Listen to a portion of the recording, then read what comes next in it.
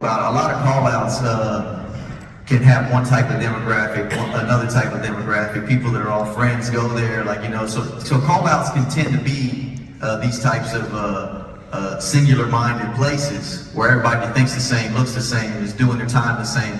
What reaching out from within does is it's like this safe place that's respected enough to where, like, I'll use an old term that we don't use no more, but where real convicts can go. Like, real convicts will go to a reaching out from within meeting. And what they do there is even more rare and more challenging.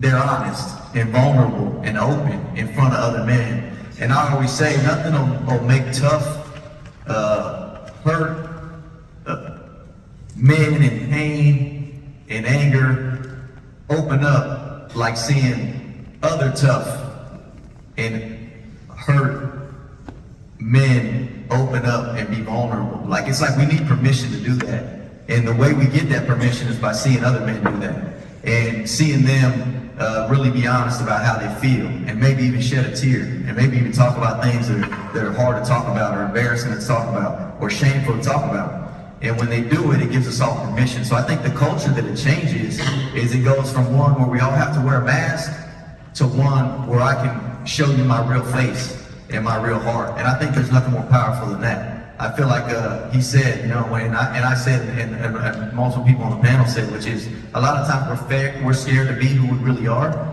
We feel cornered in that way.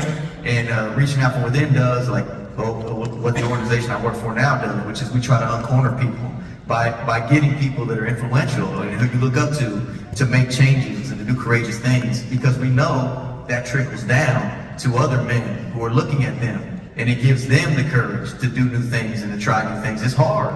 That's why I gave the KDOC a big kudos at the beginning, because it's hard to do new things. It's hard to try new things. Even when we think it's a good idea, it can be so scary and so hard to do that we won't do it. So I think reaching out from within changes that culture, like in those ways.